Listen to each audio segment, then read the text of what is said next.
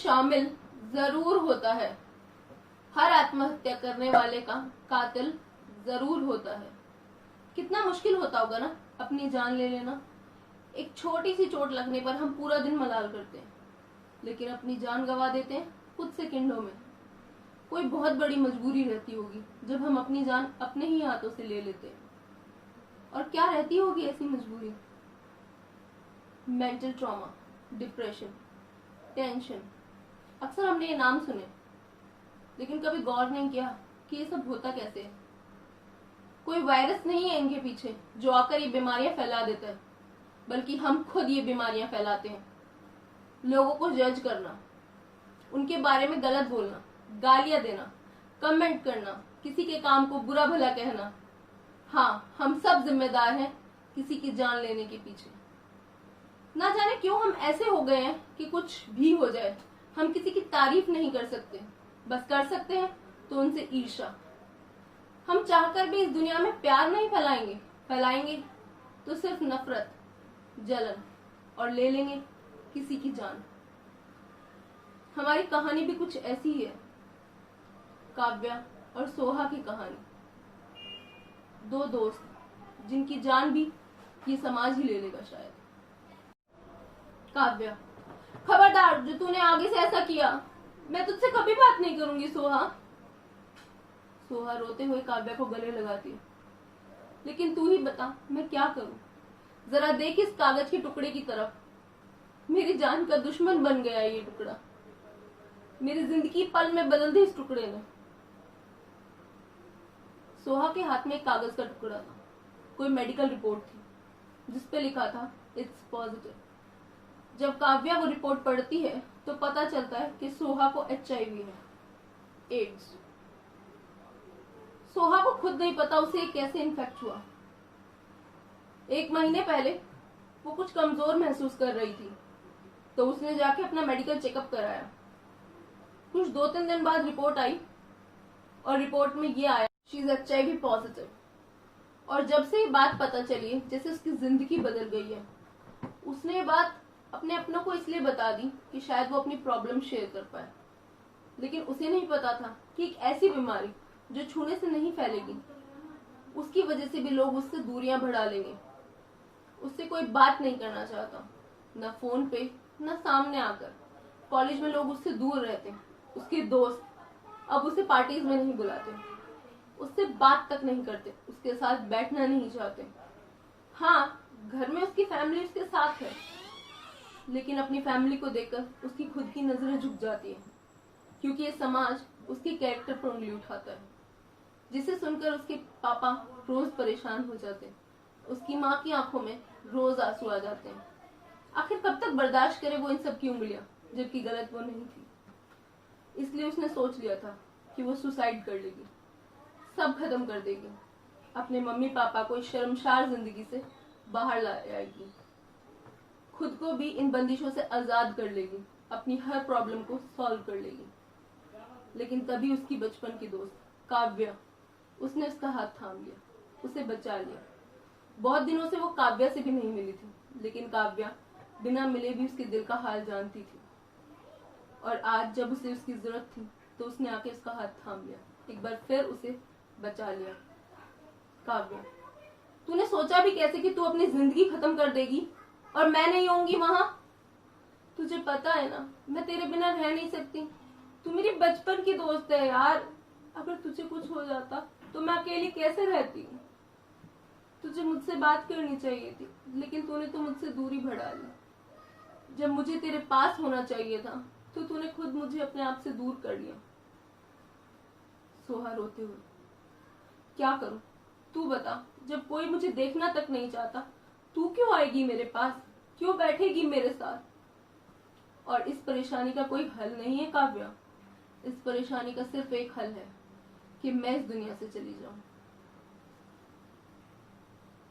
तेरा दिमाग तो ठीक है, हर परेशानी का हल होता है, और हर परेशानी का हल आत्महत्या नहीं होता है, बल्कि आत्महत्या किसी परेशानी का हल नहीं होता सोहा। आत्महत्या तो बुज़दिली है।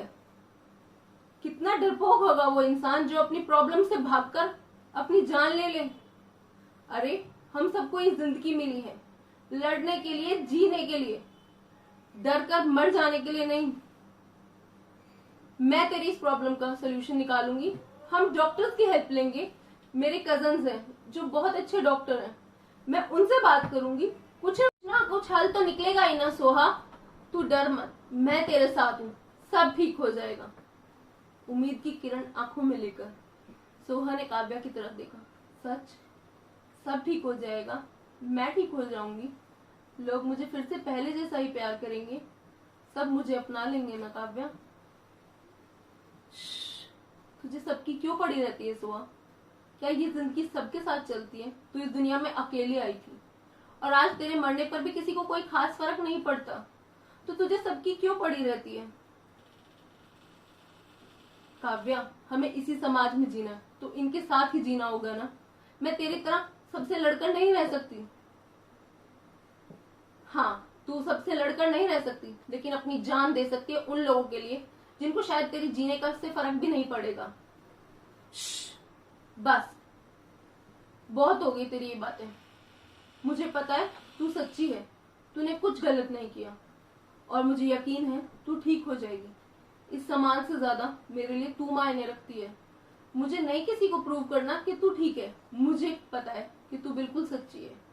बस, अब कोई बहस नहीं करनी, तू चुप हो और मुझे प्रॉमिस कर आज के बाद ऐसा कुछ नहीं करेगी।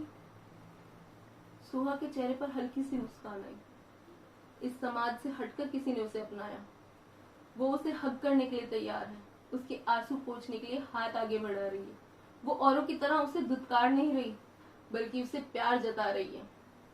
आई प्रॉमिस, मैं आगे से ऐसा कुछ नहीं करूंगी यार। और मैं वादा करती हूँ, मैं सबसे लड़ूंगी तेरी तरह, अकेले, लेकिन अब कभी जान लेने के बारे में नहीं सोचूंगी।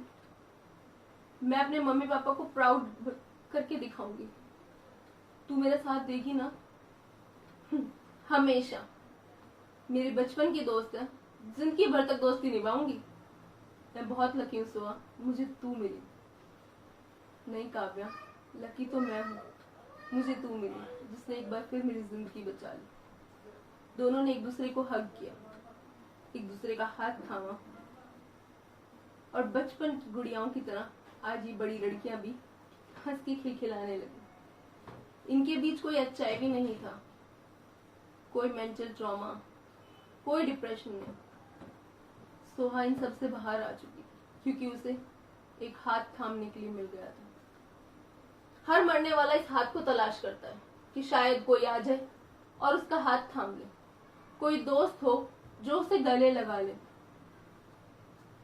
आजकल में ही आपने देखा होगा, सुशांत सिंह राजपूत की मौत हो गई। शायद उसने भी इंतजार किया होगा कि उसका कोई दोस्त उससे 2 मिनट बात कर ले, फिर चाहे वो पूरे बॉलीवुड से अकेला लड़ जाता अगर उसका कोई एक हाथ थाम लेता, कोई एक उसे समझा देता कि वो अपने माँ बाप के लिए कितना स्पेशल है। फिर और लोगों के लिए हो या ना हो, इससे फर्क नहीं पड़ता। कोई एक आकर उसकी बात सुन लेता, ना कि उसे ये सलाह देता कि तू छोटे गांव से आया है, वहीं लौट जा। कोई एक आकर उसे ये कहता कि तू अपनी मेहनत को देख, ना कि ये कहता कि तुम जैसे लोग सपने देखने के लिए बने ही नहीं हो। शायद वो बच जाता, शायद हर एक इंसान बच जाता इस दुनिया में जो आत्महत्या कर रहा है, अगर कोई उसकी बात सुन ले, कोई उसका हाथ थाम ले, कोई उससे गले लगा ले।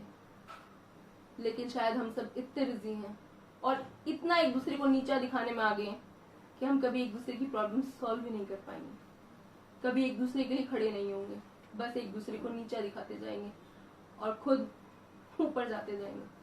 लेकिन याद रखिएगा, हम आपस में लड़ झगड़ सकते हैं, आपस में एक दूसरे की बुराई कर सकते हैं, लेकिन ऊपर वाला सबका हिसाब रखता है। तो इस कहानी से हमने कुछ सीखा। सुसाइड, आत्महत्या किसी भी चीज का हल नहीं होता। आप अपनों से बात कीजिए, वो जरूर आपकी सुनेंगे और आपके माँ बाप हर परेशानी से लड़ जाएंगे आपको जिंदा देखने के लिए। दूसरी बात, कोई भी परेशानी इतनी बड़ी नहीं होती कि आपकी जान ले ले। हर सलूशन का हल है, बस जरूरत है तो डटकर उसका सामना करने की, भागकर जिंदगी खत्म करने की नहीं। तीसरा, हम क्यों दूसरों के हिसाब से जिंदगियां जीते हैं? क्यों हर इंसान को खुश रखना चाहते हैं? क्यों हम अपने लिए नहीं जीते? जिस दिन हम खुद के लिए जिएंगे ना, उस दिन कोई आत्महत्या नहीं होगी। और चौथा, हम बेशक कह दें कि मुझसे आके बात करो, मैं तुम्हारी प्रॉब्लम सुनूंगा, लेकिन एक इंसान उसी से बात करेगा जिससे वो ट्रस्ट करता होगा, प्यार करता होगा। इसलिए हमें किसी को ये कहने की जरूरत नहीं है कि मुझसे आके बात करो, बल्कि हमें खुद को बदलना होगा। किसी की बुराई करने से पहले, किसी को कुछ कहने से पहले एक बार सोच लीजिए कि उस इंसान की जिंदगी ना बदल जाए आपकी बातें सुनकर, कहीं वो खुद की जान ना ले लें आपकी बदतमीजी झेलकर। Thank you so much guys.